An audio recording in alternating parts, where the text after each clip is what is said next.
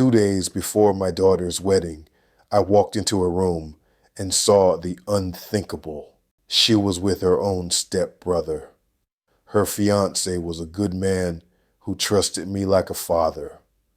I now held a secret that would destroy everyone, and I had to make a choice at the altar that would tear my family apart forever. Dear friends, your comments and support mean the world to us. Tell us, what challenges have you faced in life? Or maybe you're facing right now. Like this video, and right where you are watching us from. At 62, you believe you've weathered the worst of life's storms. You think you've earned a certain peace, a quiet harbor where the soul can rest.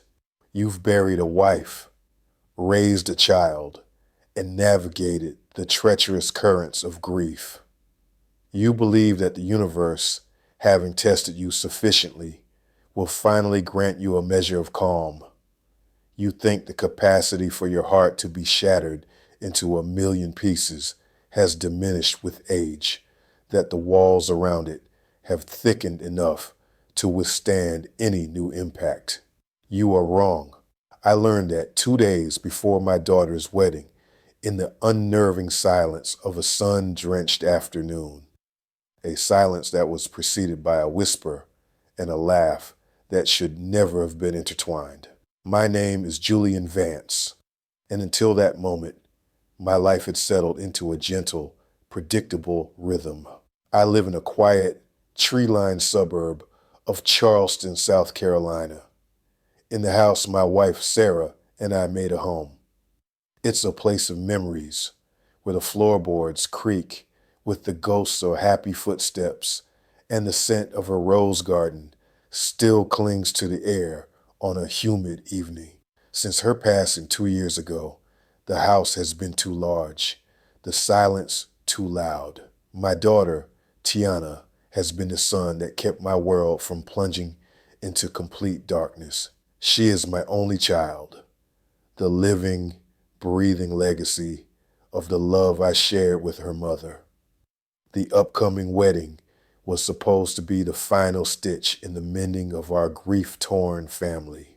Tiana was marrying Michael, a young man of such profound goodness and integrity that he seemed to have stepped out of a bygone era. For me, he was more than a future son-in-law. He was the son I never had, a balm on the wound of my quiet, empty house. The wedding was to be held in our backyard, the very garden Sarah had cultivated with such love. It felt right. It felt like a completion, a new chapter of joy being written in the book of our family. I had spent the past few months pouring my energy into the preparations, a willing soldier in the service of my daughter's happiness. I rebuilt the back porch, laid a new stone path through the garden, and spent hours consulting with florists and caterers. My hands were calloused, my back ached, but my heart was full. I was building a stage for the first day of my daughter's new life. I saw it as my final, most important act of fatherhood, to launch her safely and beautifully into her own future. The house was buzzing with a happy, chaotic energy. Tiana's bridesmaids came and went in a flurry of pastel dresses and excited chatter. Michael was a constant, steady presence, always ready with a helping hand or a reassuring smile. Everything was perfect. It was a flawless, beautiful porcelain vase, gleaming in the sunlight. I was the one who was about to discover the hairline crack, the invisible fracture that, once seen, would reveal the entire thing, was moments away from shattering. To understand the depth of the blow, you must first understand my bond with Michael. It was not the strained, polite relationship of a man and his daughter's fiancé. From the moment Tiana brought him home 3 years ago, something just clicked. He had a quiet strength, a gentle spirit, and eyes that held no artifice. He looked at Tiana with a reverence that bordered on worship, and he looked at me with a respect that felt like a homecoming. He was an architect, a builder of things, but his true talent was building connections. His own father had passed away when he was a teenager, leaving a void in his life that mirrored the one Sarah's death had left in mine. We found each other a comfortable, unspoken understanding. We didn't need to talk about our losses. We just filled the empty spaces for one another. Our bond was forged not in grand declarations, but in the quiet moments. It was built on the water, in the pre-dawn stillness of a fishing boat on Lake Moultrie. The only sounds, the gentle lapping of the water and the whir of his reel. He had a patience for fishing that I, a notoriously impatient man, envied. He would sit for hours, his gaze fixed on the line, a picture of calm focus. It was on one of those trips that he first told me he was going to ask Tiana to marry him. He hadn't asked for my permission, but for my blessing, a subtle but profound difference. He had laid his heart bare, speaking of his love for my daughter, with a sincerity that brought a lump to my throat. Our bond was built on land, too, on the back porch of my house. The old one had been rotting, a casualty of years of humid Carolina summers. Micah had shown up one Saturday with a truck full of lumber and his toolbox. A man's porch is his castle's first line of defense, Julian, he'd said with a grin, and yours is about to surrender. For a month, we worked side by side, measuring, sawing, and hammering under the hot sun. We sweated together, bled a little together after a few missed hammer swings, and drank cold beer in the fading light, admiring our handiwork. He told me about his hopes for his career, his dream of starting his own firm. He confessed his fears about being a good husband, a good father one day. He treated me not as an elder to be tolerated, but as a confidant, a mentor, a friend. He was weaving himself into the very fabric of my life, mending holes I didn't even know were there. He saw me as a man of integrity, a moral compass, a father figure to emulate. And that is what made the coming knowledge so unbearable. He had placed his complete and utter trust in me, and I was about to become the unwilling keeper of a secret that would prove his entire world was a lie. The third point of this tragic triangle was Marcus, my stepson. After Sarah's death, I had a brief, ill-advised relationship with a woman named Claire. It was a lonely, grasping attempt to fill an unfillable void, and it ended as quickly as it began. But for a year, her son Marcus was a presence in our lives. He was a few years older than Tiana, possessed of a restless, roguish charm that always set my teeth on edge. He was a ship without an anchor, drifting from one job to the next, one woman to the next, his life a testament to his inability to commit to anything or anyone. He was the opposite of Michael in every conceivable way. Where Michael was solid, Marcus was slick. Where Michael was sincere, Marcus was sarcastic. Tiana, to my constant confusion, was fascinated by him. She called it a typical sibling rivalry, but it felt different. There was a charge between them, an undercurrent of something I couldn't name. He would tease her relentlessly, and she would respond with a sharp, biting wit that she rarely used with anyone else. I had dismissed it as the awkward, clashing dynamic of a hastily blended family. I told myself it was nothing. When Claire and I parted ways, I was relieved, not least because it meant Marcus would no longer be a regular feature at our dinner table. Over the past year, however, since Tiana and Michael had become engaged, Marcus had started to reappear. He would show up unannounced, a smirk on his face, always with a thinly veiled reason for being in the neighborhood. He was the prodigal stepbrother, returning to the fold just in time for the wedding. Tiana seemed to delight in his presence, in the chaos he brought into our well-ordered lives. Michael, ever the good guy, tolerated him with a patient grace, treating him with a kindness Marcus did not deserve and clearly did not respect. Marcus would make subtle, cutting remarks about Michael's earnestness, thinly veiled jokes about his Boy Scout demeanor. Michael would just smile, completely oblivious to the venom behind the words. I watched my daughter during these interactions. Tiana was a complex woman. She was my daughter, and I loved her with a fierceness that was primal, but I was not blind to her flaws. She had inherited my wife's beauty, but not her gentle spirit. Tiana had a core of ambition, a hunger for the finer things in life that sometimes overshadowed her better nature. She loved Michael, I believe that, but she also loved the life Michael could provide, the beautiful ring, the grand wedding, the future home he was designing for them. Sometimes, when she spoke of their future, I heard more excitement in her voice when she described the square footage of their house than when she spoke of the man she would share it with.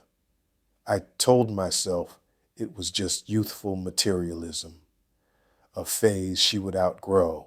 It was a comforting lie, another crack in the porcelain I chose to ignore, another tremor before the earthquake that was about to bring my entire world crashing down. The day it happened, I had left the house early to pick up the custom-made suit I was to wear to the wedding.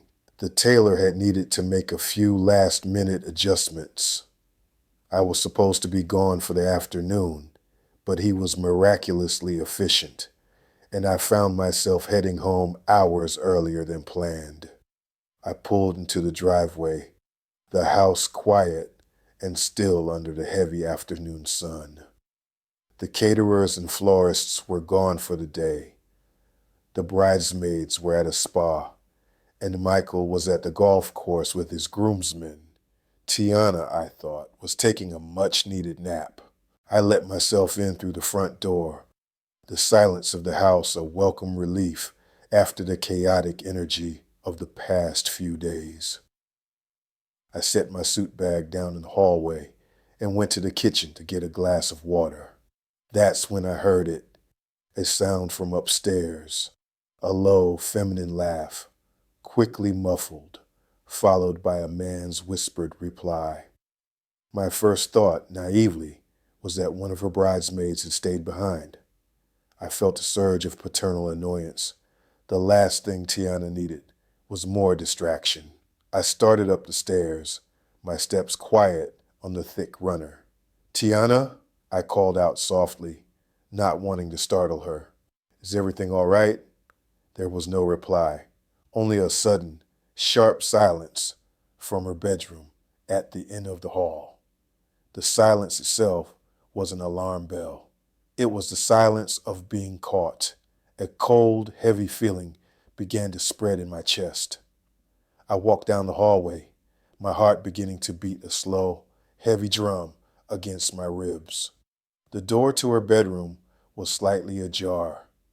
I could see a sliver of the room, a slice of the sunlit space where my daughter was supposed to be resting before the biggest day of her life. I don't know why I did it.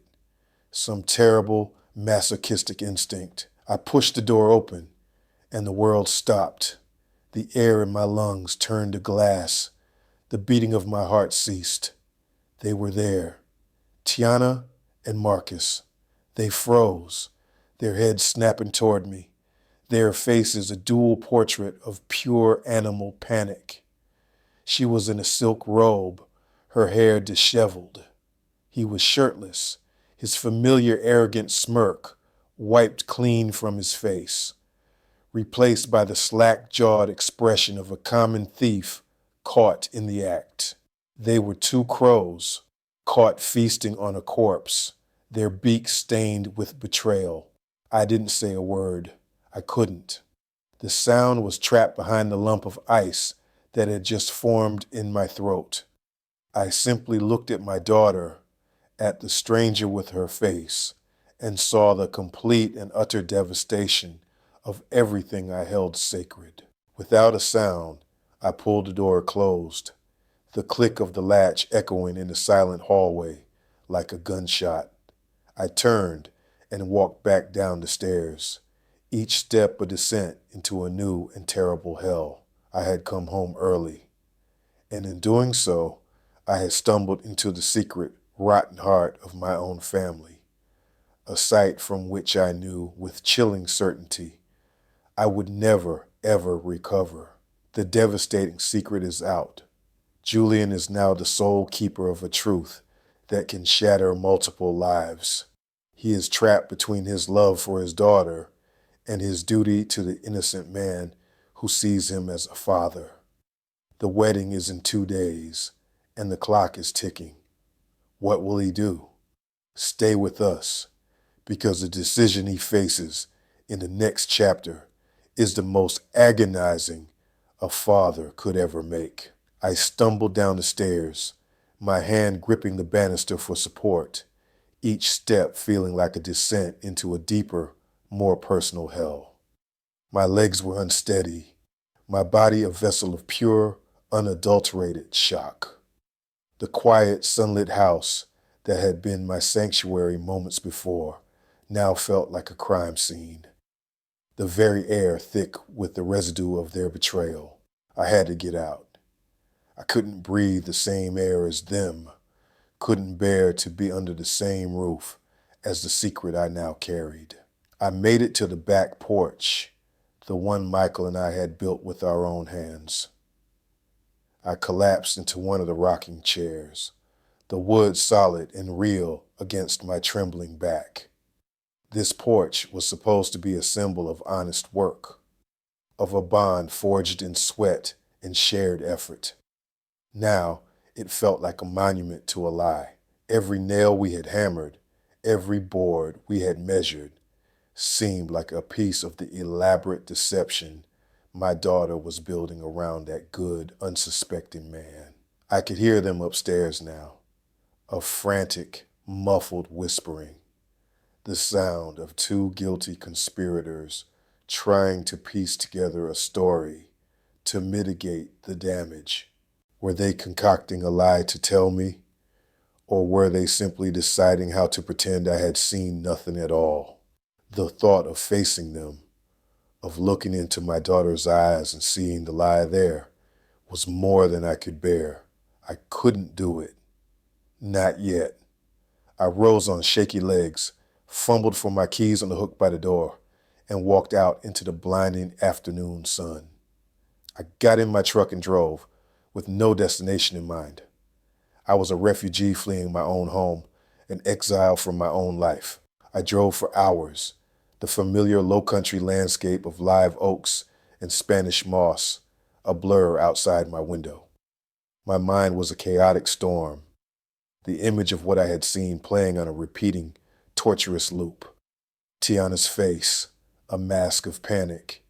Marcus's smugness wiped clean, the sheer, sordid reality of it. It wasn't just a betrayal of Michael. It was a betrayal of me, of their mother's memory, of the very idea of family and sanctity that this wedding was supposed to celebrate. I was the father of a woman I no longer knew, and the keeper of a secret that felt like a tumor, growing heavier and more malignant with every passing minute.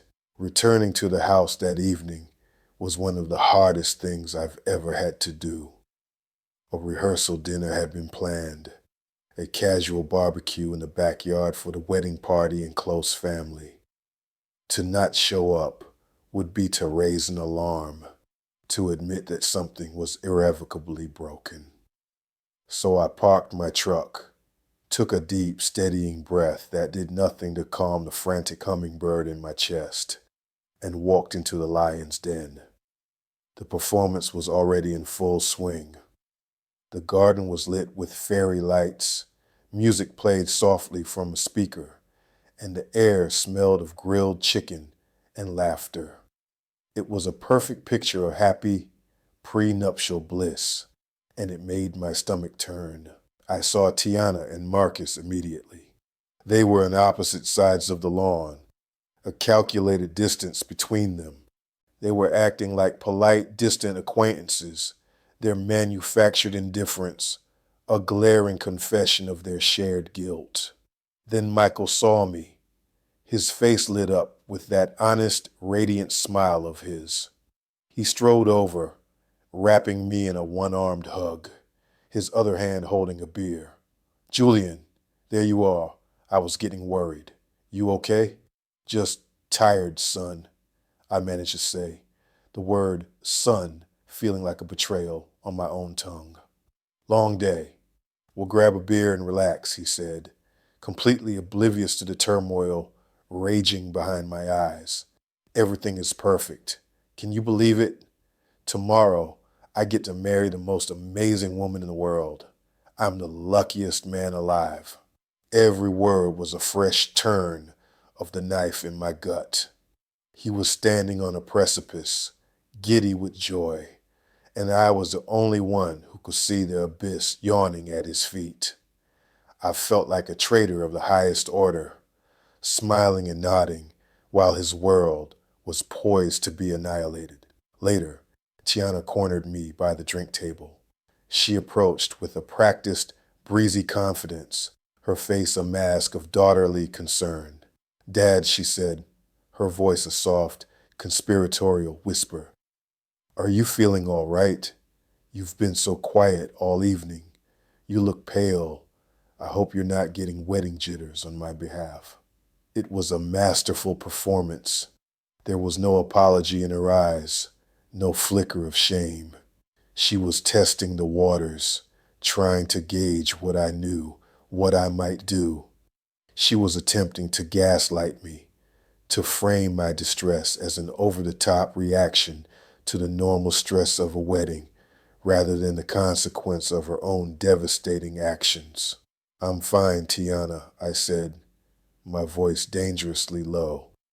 "Just have a lot on my mind." "Well, don't you worry about a thing," she said, patting my arm with a proprietary air. "Everything is under control." I looked into my daughter's beautiful, familiar face, and for the first time in my life, I saw a stranger. A cold, calculating stranger who was not just capable of profound deceit, but was skilled at it. The sight chilled me to the bone. Sleep that night was an impossibility. I lay in my bed, staring into the oppressive darkness of my room, my mind a relentless torture chamber. The house was finally quiet, but my head was screaming. I was trapped in an impossible ethical labyrinth, with a monster at the heart of it, a monster that wore my daughter's face. I got up and paced the floor, the old wood groaning under the weight of my agony. I tried to map out the consequences, to game out the two terrible choices before me. Path 1, silence. I could say nothing. I could swallow this poison and let it eat away at my own soul. The wedding would go on. Tiana would have her perfect day, her perfect life, her wealthy, adoring husband. The family, on the surface, would remain intact, but I would be a co-conspirator in her lie. Every time Michael looked at me with trust and affection, every time he called me dad, it would be a fresh torment. I would have to watch this good man live a lie, his happiness built on a foundation of sand, and know that I, the man he trusted most, had let him build it. It would be a betrayal of him, of our bond, of the very definition of integrity that I had tried to live by. My silence would be a live omission, a cancer that would metastasize, eventually destroying everything from the inside out. I would lose my own soul. Path 2. Truth. I could tell Michael everything. I could honor the trust he had placed in me and expose the truth, no matter how ugly. The wedding would be a catastrophe. Tiana's life would be ruined, her reputation shattered. The scandal would rip through our families, leaving a trail of devastation. Brianna, her mother, and all their relatives would see me as an ultimate villain, a cruel old man who destroyed his own daughter's happiness. And Tiana would never, ever forgive me. I would lose her. The thought was a physical pain, a fist clenching around my heart. I would be saving one child by sacrificing the other. I sank into the chair by the window, the moonlight casting long skeletal shadows across the room. I was utterly, completely alone with this impossible choice. In my desperation, I found myself speaking to the one person I always turned to when the world became too much to bear. Sarah, I whispered into the darkness, my voice breaking. What do I do? What would you do? She's our little girl. But he's a good boy, Sarah. He's such a good boy. Please just give me a sign. Tell me what's right. But the only answer was the profound, suffocating silence of my empty house. A silence that offered no comfort, no guidance, only the unbearable weight of the decision that was mine, and mine alone, to make. The next day, the final day before the wedding, passed in a surreal, nightmarish blur. The house was once again a hive of activity, a whirlwind of last-minute preparations that felt utterly meaningless to me. I moved through the day like a ghost, an automaton, performing his father of the bride duties with a hollowed-out soul. I approved the final seating chart. I confirmed the transportation for the guests. I smiled and nodded and made small talk, all while the terrible secret churned in my gut like a nest of snakes. I watched Tiana. I was a hawk, a detective searching for a single clue, a flicker of remorse that might justify my silence. I found none. She was radiant, a flawless actress in the role of a lifetime, the blushing, ecstatic bride-to-be. She floated through the house, a whirlwind of nervous energy and excitement, her focus absolute. But what was it focused on? I watched her run a possessive hand over the mountain of expensive wedding gifts that had arrived. I overheard her on the phone with a bridesmaid, not gushing about her love for Michael, but about the insane honeymoon suite he had booked in Hawaii. I saw her eyes light up, not when Michael looked at her, but when she was discussing the final payment to the ridiculously expensive photographer. Her love for the wedding seemed to eclipse her love for the groom. The event, the spectacle, the material affirmation of her new status, that was the source of her joy. Michael was simply the handsome, adoring co-star who made it all possible. The thought, once a nagging suspicion, now began to harden into a terrible certainty. For Tiana, this marriage was not a sacred union of two souls. It was an acquisition, a merger, and Michael, with his good heart and his burgeoning career, was the prize asset. The final damning piece of evidence came late that afternoon. The rehearsal was about to begin in the backyard. I was walking through the dining room when I heard her voice from the adjoining study, where she was on the phone, her tone low and conspiratorial. I know. Just relax, she was saying, clearly irritated. It was a stupid mistake, and it will never happen again. I've got everything under control. There was a pause. Don't be ridiculous, she scoffed. Of course I'm going through with it. Michael is a once-in-a-lifetime opportunity. He adores me. I'll have everything I've ever wanted. Just play your part, and everything will be fine. She didn't mention Marcus by name, but she didn't have to. A stupid mistake. A once-in-a-lifetime opportunity. The cold, transactional nature of her words was a death knell to any lingering hope I had. This was not a moment of weakness or a foolish lapse in judgment. This was a calculated, cynical plan. She was knowingly and willingly walking into a lifelong commitment under false pretenses, seeing her groom not as a partner, but as a stepping stone. I stepped out onto the back porch, my heart a dead weight in my chest. In the garden below, the rehearsal was starting. Michael stood under the flower-adorned archway, his back to me, waiting for his bride. And as Tiana emerged from the house, her face magically transformed into a vision of pure, loving adoration as she walked toward him. I felt the scales tip. My silence would not be protecting my daughter. It would be enabling a predator. It would be helping her lock this good, innocent man in a cage of lies.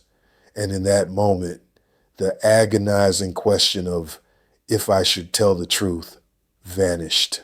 It was replaced by the even more terrifying question of when and how. The truth is no longer a choice, but a horrifying necessity. Julian now sees his daughter's wedding not as a celebration of love, but as the final act of a devastating con. The wedding day is mere hours away, and he is standing on the brink of a decision that will destroy lives, shatter a family, and change his own future forever.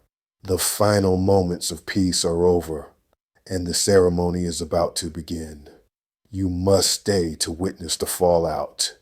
The morning of the wedding dawned bright and painfully beautiful. A soft, pearlescent light filtered through the old oaks, promising a day of joy and celebration.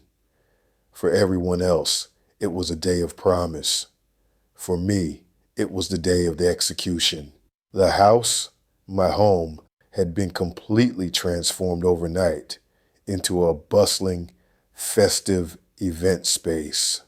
Strangers with headsets whispered into microphones. Florists made last-minute adjustments to extravagant bouquets, and the string quartet was tuning their instruments on the lawn. The air itself thrummed with a high-frequency energy of anticipation, a joyful sound that was a grating, dissonant chord against the funereal dirge playing in my own soul. I was a ghost at my own daughter's feast. I moved through the rooms, my body on a cruel autopilot, performing the mundane task of the father of the bride. I ensured the caterers had adequate power. I directed guests to the parking area. I smiled. That was the hardest part, the smiling. It felt like a physical act of violence against myself, a grotesque mask of paternal pride that I had to force onto my face. Every smile was a lie, a fresh layer of complicity in the grand deception that was about to unfold. I saw Tiana in her bridal suite, the room where I had seen her with Marcus. The space had been scrubbed of any evidence, now a pristine white cocoon of perfume and silk.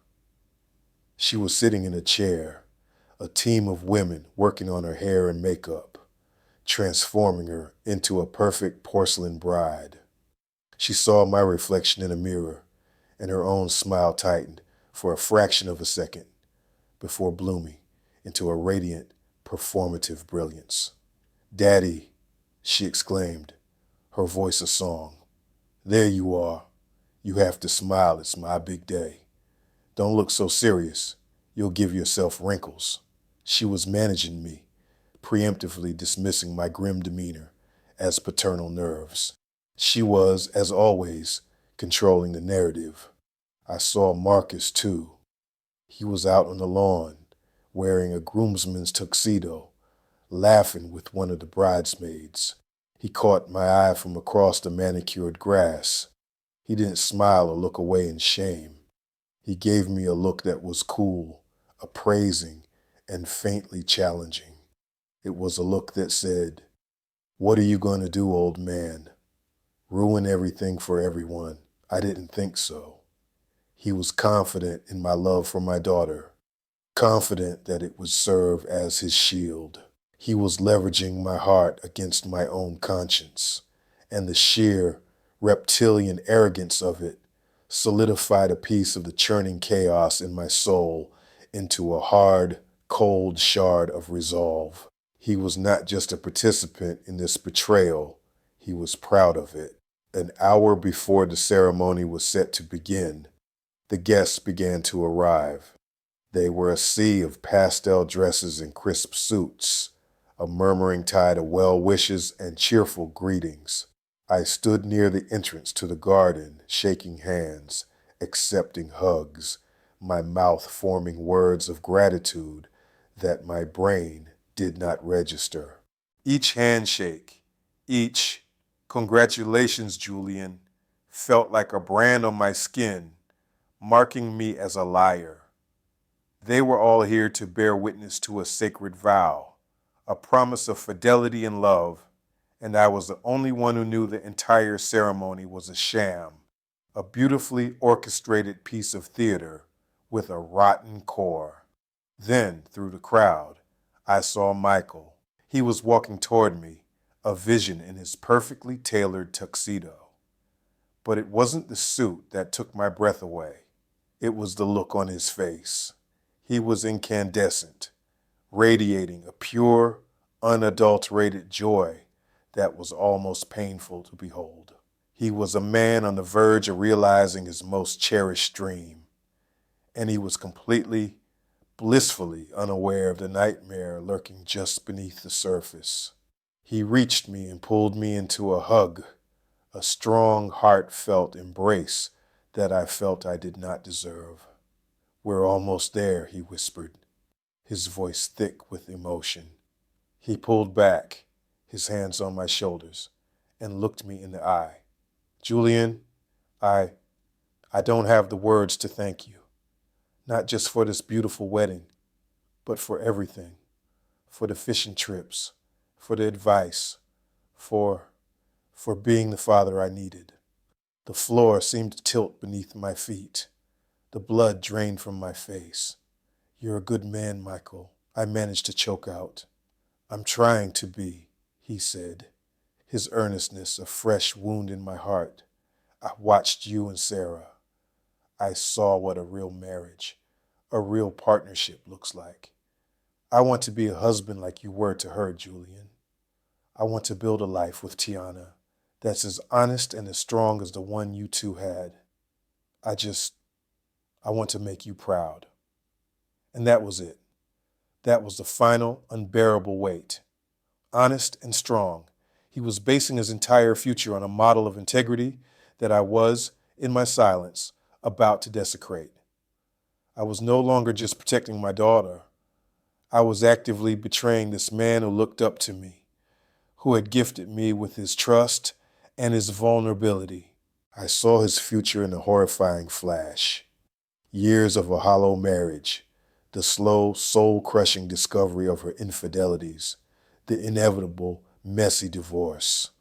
I saw the corrosive poison of her lie eating away at his goodness, turning him cynical and broken. My silence would not just allow a lie to be told at the altar. It would be a condemnation, sentencing this innocent man to a decade or more of emotional hard labor. The immediate explosive pain of the truth was a fire that would burn hot and fast. The slow burn of the lie would be an acid that dissolved his very soul over years. In that moment, the utilitarian calculus of my heart became terrifyingly clear. To protect one person from a day of humiliation, I would be destroying another's chance at a lifetime of genuine happiness. It was a price too high to pay. The string quartet began to play. The soft, elegant notes of Pachelbel's canon drifted through the warm afternoon air, a sound that was supposed to signal the beginning of a joyous procession. But for me, sounded like the prelude to a battle. It was the signal, the point of no return. The guests quieted, their faces turning toward the back of the garden, their expressions a sea of happy anticipation. I saw the wedding coordinator give me a sharp, questioning look from across the lawn. It was my cue. I was supposed to be in the house, ready to walk my daughter down the aisle. My feet felt like lead, rooted to the spot. Every instinct in my body was screaming at me to run, to flee, to simply not be the man who had to do what I was about to do. But Michael's words echoed in my ears, honest and strong. I turned and walked back into the house, my heart a frantic drum against my ribs. In the hallway at the base of the stairs, Tiana was waiting. She was a vision, a breathtakingly beautiful bride in her cascade of white lace and silk. Her hair was swept up in an elegant coif, her face a perfect portrait of bridal joy. She was a flawless, beautiful lie. When she saw me, she smiled, a radiant, blinding smile that didn't reach her eyes. "There you are, Daddy," she said, her voice a little breathless. "It's time. Are you ready?" I looked at my daughter, my only child, the little girl whose scraped knees I had bandaged and whose nightmares I had chased away. And I knew that in the next few minutes, I was going to inflict a wound on her far deeper than any childhood scrape, a wound that might never heal. The love I felt for her was a physical, tearing pain in my chest. But true fatherly love, I realized in that terrible moment, was not about protecting her from the consequences of her actions. It was about protecting others from them. It was about honoring the goodness she was prepared to destroy. The processional music swelled. This was it, the final moment. She held out her arm for me to take, her gloved hand expectant. I could take her arm, walk her down that aisle, and hand her off to Michael. I could smile, I could play my part, and I could condemn them both to a life of deceit.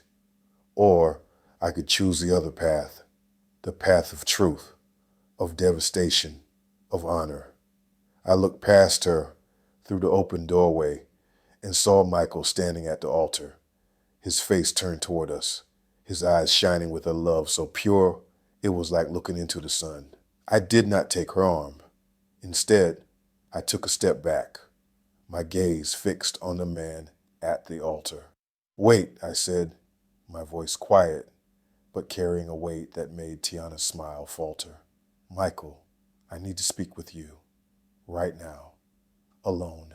The world seemed to shrink to the space of that hallway. The music from the garden was a distant, irrelevant hum. Tiana's face, which had been a mask of bridal radiance, collapsed into a canvas of confusion and dawning panic. "Dad, what are you doing?" she hissed, her voice a venomous whisper. "Everyone is waiting. You can't do this now." Marcus, who had been lurking in the dining room, suddenly appeared at her side, his face a thunderous mask of anger. "What the hell is your problem, old man?" he snarled. "Whatever it is, it can wait. Let's go." He made a move to grab Tiana's arm, to propel the procession forward through sheer force of will. "You will stay out of this," I said, my voice a low growl that surprised even myself. I turned my full attention to my daughter's co-conspirator, and for the first time, he saw not a grieving old man to be pitied or manipulated, but a man pushed past his breaking point. He recoiled slightly, his arrogant smirk finally gone. I ignored them both. My focus was on Michael, who was now walking up the aisle toward us, his face a portrait of concern. The guests were murmuring, a ripple of confusion spreading through the crowd. "Julian, what's wrong?" Michael asked, his eyes searching mine for an explanation. "Is Tiana okay?" We need to talk, I repeated, my voice hoarse. In my study, before you do anything else, you need to hear what I have to say. I turned and walked toward my study, not looking back to see if he was following. I knew he would. His trust in me was still that absolute. I heard Tiana's frantic whispered, "Don't you dare go in there, Michael." And then his firm, confused reply, "Tiana, it's Julian. Let me just see what's wrong." He followed me into the dark, wood-paneled room and closed the door behind him, shutting out the sounds of the aborted wedding.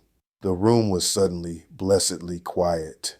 He stood before me, his face filled with a gentle, worried concern for me, still completely unaware that the catastrophe was his. My hands were shaking. My throat was dry.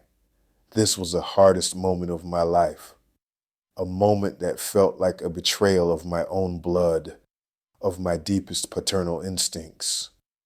But it was a betrayal in the service of a greater truth. "Michael," I began, my voice trembling, "what I am about to tell you will break your heart. And God forgive me. I believe that breaking it now is the only way to save your soul later."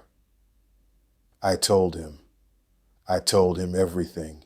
I told him about coming home early, about the sounds from upstairs, about the sight that had been burned into my memory. I spoke in a low, steady voice, laying out the ugly, brutal facts without embellishment or accusation, simply stating what I had seen. He listened, his expression slowly shifting from confusion to disbelief to a dawning, sickening horror. The color drained from his face until his skin was the color of ash. His eyes, which had been so full of love and joy just minutes before, became hollow, vacant pools of unimaginable pain. He didn't speak. He didn't cry. He just stood there, absorbing the verbal blows, his entire world crumbling to dust around him in the silence of my study. When I finished, the silence stretched on, thick and suffocating. He swayed slightly on his feet, and for a moment I thought he might collapse. He just stared at the floor, his jaw working silently. Finally, after what felt like an eternity, he lifted his head, and a single perfect tear traced a path down his ashen cheek. He took a ragged breath and looked at me, his gaze filled with a devastation so profound it felt like I was looking into the abyss. "Thank you," he whispered, his voice a shattered wreck. "Thank you for telling me. I would have never, ever forgiven you for your silence." And with that, he turned, opened the door, and walked out, leaving me alone with the catastrophic, honorable ruin I had just created. The truth is out. The bomb has been detonated in the heart of the wedding, and the fallout is just beginning. Michael knows, and his world is shattered. The guests are waiting, and the bride has been exposed. What happens in the next few moments will determine the future for everyone involved. The chaos is about to erupt. You absolutely must see what happens when Michael walks back out to the garden. I stood alone in the study, the door ajar, the silence in the room, a stark contrast to the chaos I had just unleashed. The weight of what I had done pressed down on me, the finality of it absolute. I had detonated a bomb in the heart of my own family, and I had done it willingly. A part of me felt like a monster, a father who had just condemned his own daughter to a public and humiliating ruin. But another deeper part of me felt a profound, gut-wrenching relief. The poison of the secret was out. I had chosen the brutal, painful truth over the slow, corrosive lie. I had honored the good man who had called me his father. Whatever came next, I had not betrayed my own soul. I walked out of the study and into the hallway. The scene that greeted me was one of suspended, chaotic animation. Michael was halfway to the front door, moving like a man in a trance, a sleepwalker escaping a nightmare. Tiana had caught up to him, her hand gripping his arm, her face a mask of frantic, desperate pleading. The beautiful, serene bride was gone, replaced by a panicked, desperate woman. "Michael, wait," she begged, her voice a shrill, ugly sound. "Don't listen to him. He's an old man. He's confused. He gets things wrong. We can talk about this. Just please, don't do this." He stopped, but he didn't turn to look at her. He simply looked down at her hand on his arm, her perfectly manicured fingers, a stark white, against the black fabric of his tuxedo. He looked at her hand as if it were a venomous snake. Slowly, deliberately, he pulled his arm away from her touch. He didn't yank it. He moved with a dead, lifeless finality, as if her touch was a contamination he could not bear. He never said a word to her. He never once looked at her face. He simply turned his back on the woman he was supposed to marry, on the life he was supposed to begin, and walked. He walked through the crowded garden, a ghost moving through a world that no longer belonged to him. The guests parted for him, a wave of confusion and shock rippling through them. He walked past the string quartet, which had faltered into a discordant silence. He walked under the arch of flowers, where he was supposed to have said his vows. He walked off the perfectly manicured lawn, onto the street, and just kept walking, his shoulders slumped, a man walking away from the wreckage of his own life until he disappeared from view. His silent, definitive departure was a more powerful condemnation than any shouted accusation. It was the quiet, dignified exit of a man who had just been shown the truth and had chosen to honor it, no matter the cost. Tiana was left standing in the middle of the aisle, abandoned. Her arm was still outstretched, her hand still frozen in the shape of where it had held Michael's sleeve. For a moment, she seemed to be in a state of shock, her mind unable to process the totality of her ruin. The murmuring of the guests grew louder, a rising tide of gossip and speculation. Everyone had seen it. The father's strange summons, the groom's shocking, silent retreat. Then Tiana's shocked, frozen expression began to melt. It did not melt into sorrow or heartbreak. It curdled, twisted, and hardened into a mask of pure volcanic rage. This was not the grief of a woman who had lost the love of her life. This was the incandescent fury of a queen whose coronation had been sabotaged, of a narcissist whose public image had just been irrevocably shattered in front of 200 witnesses. Her humiliation was absolute, and it needed a target. Her head snapped around, her eyes scanning the crowd until they found me standing in the doorway. She pointed a trembling, accusatory finger, and all the rage, all the shame, all the thwarted ambition in her soul erupted in a single, piercing scream that silenced the entire garden. "You!" she shrieked, the sound tearing through the festive atmosphere like a siren. "You did this." She began to storm toward me, a hurricane in a white dress, her train dragging through the grass. "You ruined my life, my wedding, everything." The guests recoiled, their faces a mixture of shock, pity, and morbid fascination. This was no longer a wedding. It was a public spectacle, a family drama of the most excruciating kind. She reached me, her beautiful face contorted into an ugly, unrecognizable snarl. "How could you?" she sobbed, though there were no tears. It was the dry, rasping sob of pure fury. "How could you hate me so much, to do this to me on my wedding day? You are a monster, a selfish, cruel old man. I hate you. I hate you. She began to beat her fists against my chest, the frantic, impotent blows of a spoiled child who had just had her favorite toy taken away. I didn't flinch. I just stood there and took it, my heart a dead, heavy stone. I was her father. This, too, was a consequence I had to bear. I had destroyed her lie, and in her eyes, that meant I had destroyed her. The scene devolved into pure chaos. The wedding planner, a woman with a normally placid demeanor, was now frantically trying to do damage control, her voice amplified with forced calm as she spoke into her headset. Ladies and gentlemen, there appears to be a family emergency. We ask for your patience. The bride and groom request some privacy. But it was too late. The damage was done.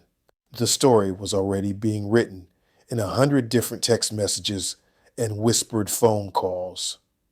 Guests began to leave, some casting looks of pity in my direction, but most looking at me with undisguised condemnation.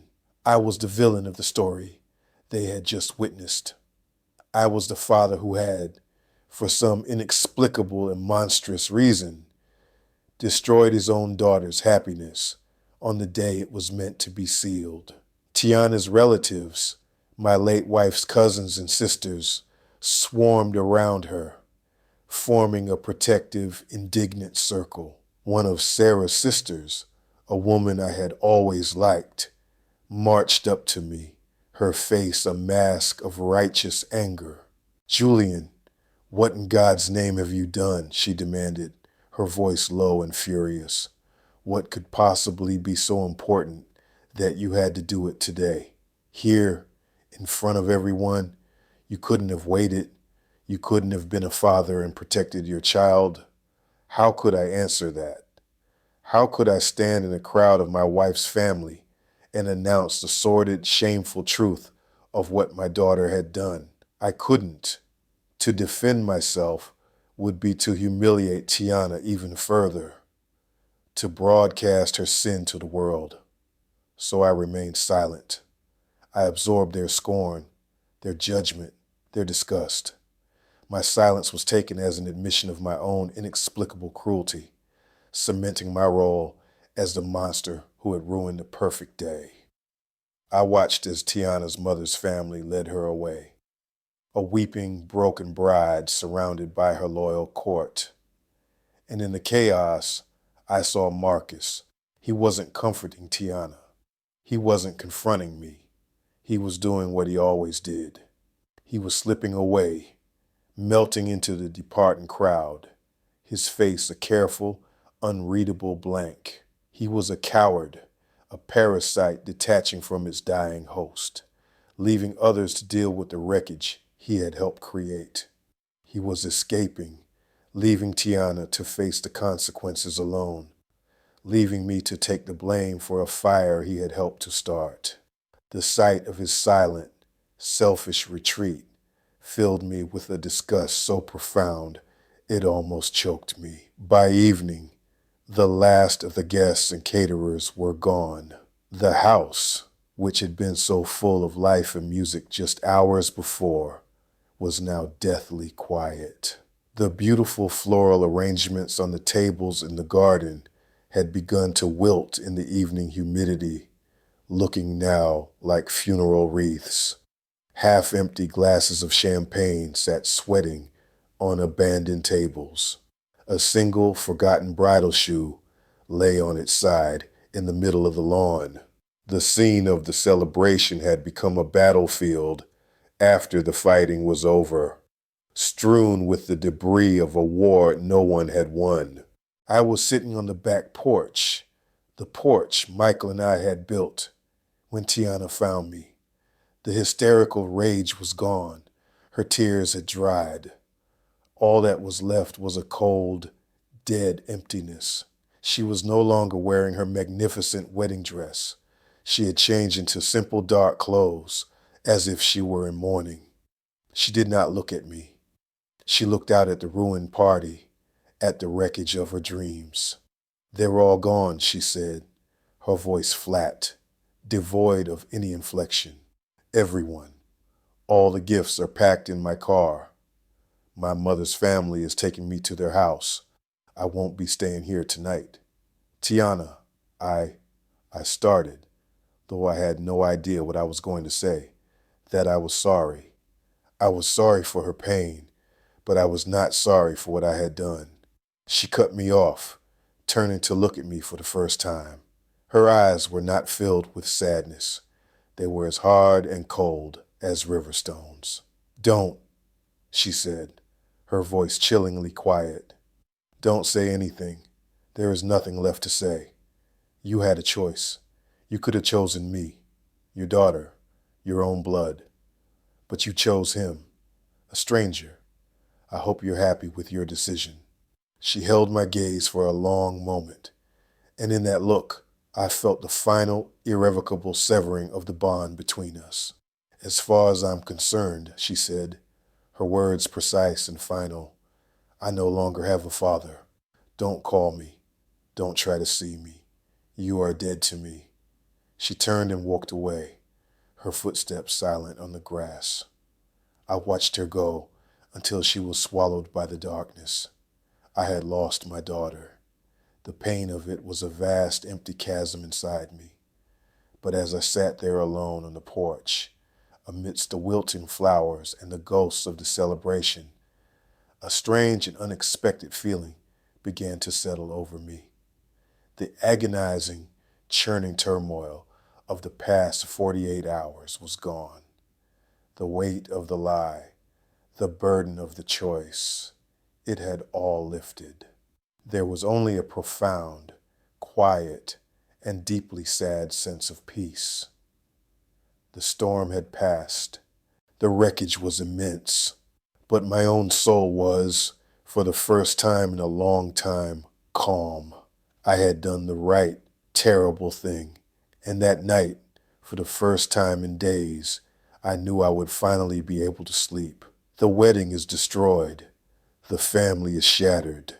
Julian has made his terrible, necessary choice, and now he must live with the consequences, including the loss of his own daughter.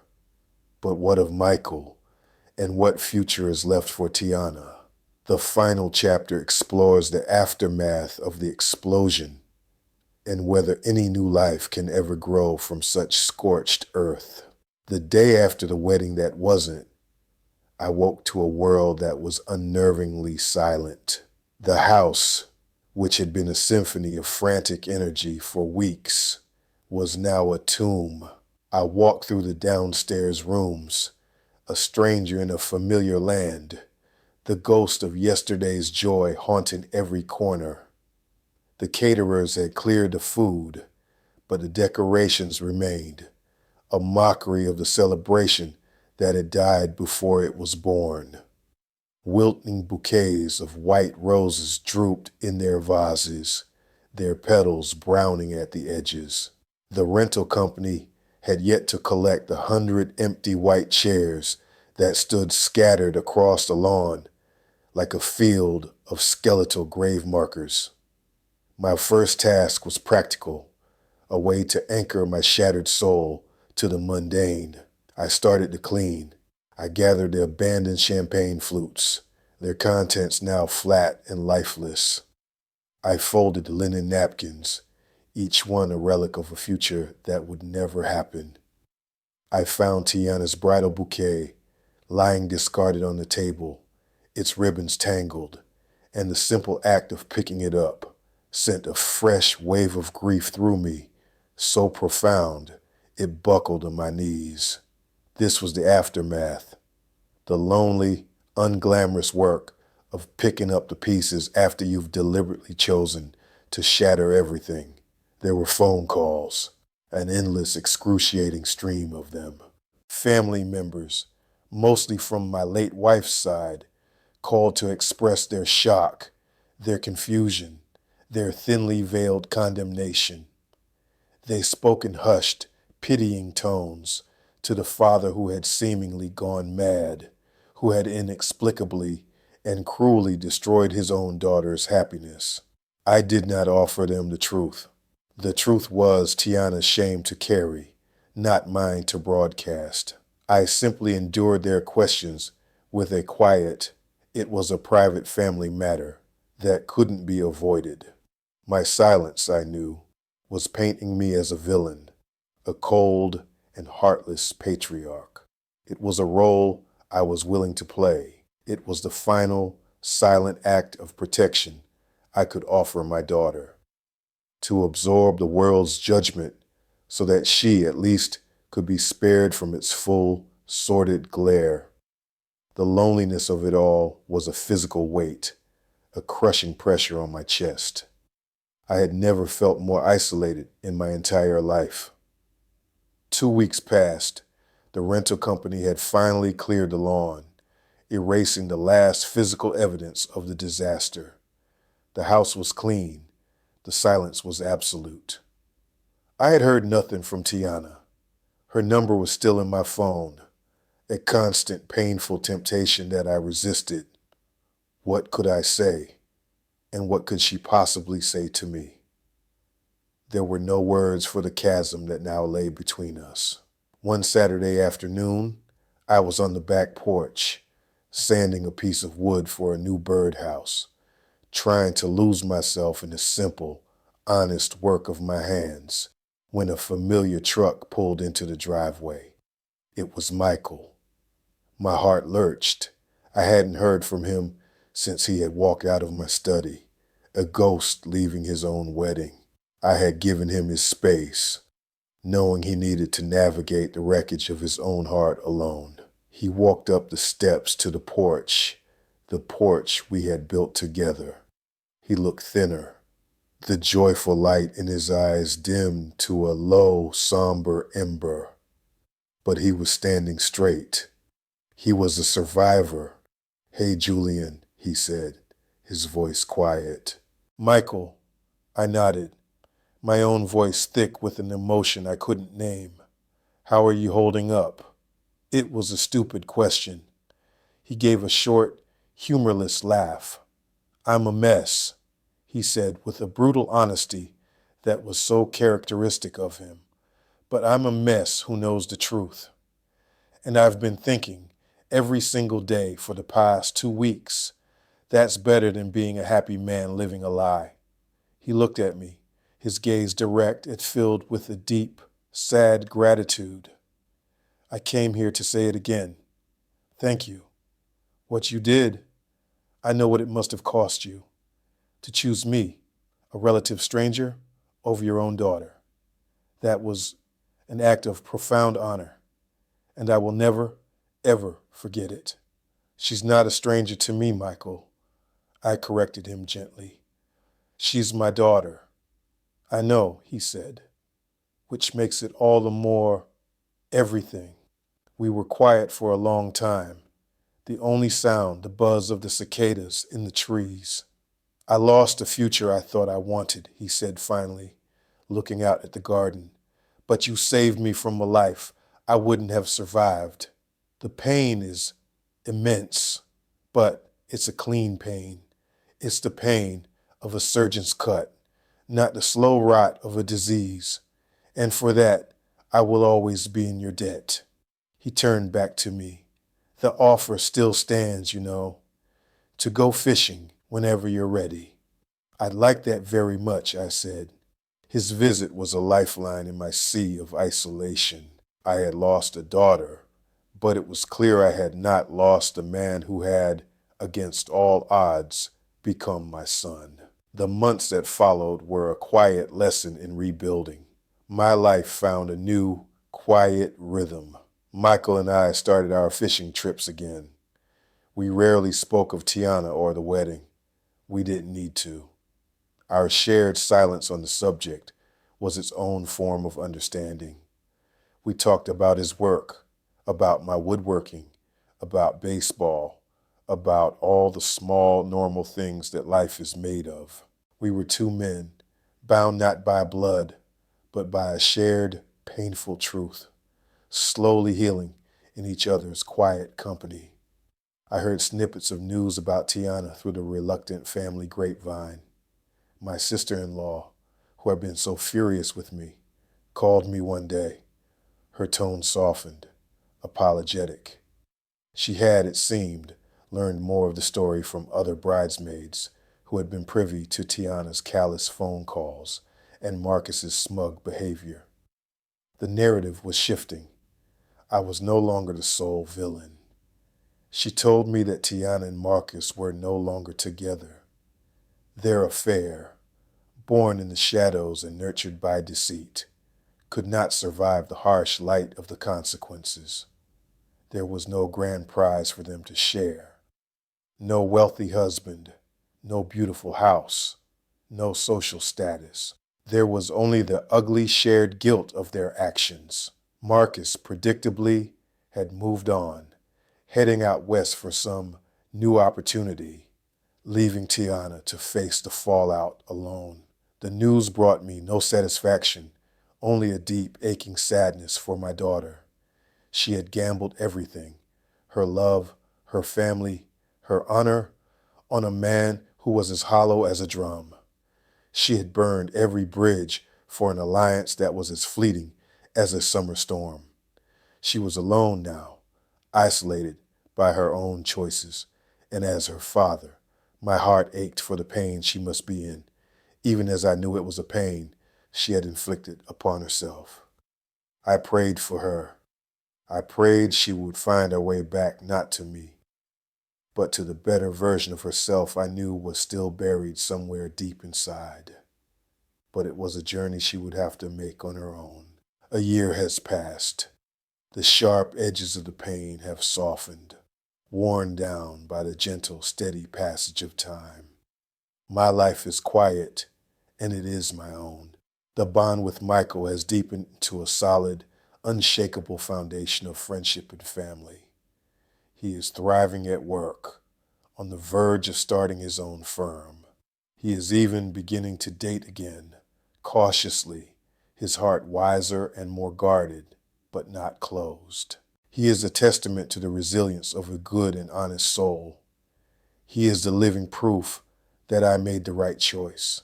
I have not spoken to Tiana. She has never called. I send her a simple, quiet card on her birthday, with no return address. Just a note that says, "I love you, Dad." I don't know if she receives them, or if she reads them, or if she simply throws them away. Maybe one day, years from now, she will understand. Maybe she will find it in her heart to forgive me for not allowing her to live a lie. And maybe she won't. I have come to accept that uncertainty. I sit on the back porch often in the evenings, watching the fireflies begin their nightly dance in the garden. I think about the nature of love, of a father's love.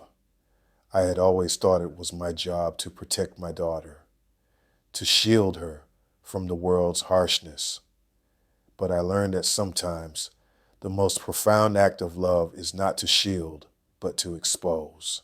It is to hold up a mirror to a terrible truth, even if the reflection shatters the one you love. It is to honor the truth above the temporary fragile piece of a beautiful lie. I lost my daughter that day, but I saved a good man's soul, and in the process, I saved my own. The cost was immense. The grief is a quiet companion that will likely walk with me for the rest of my days. But the peace is real. It is the quiet, solid peace of a man who, when faced with an impossible choice, chose the harder, more honorable path. And in the end, that is a legacy I can live with.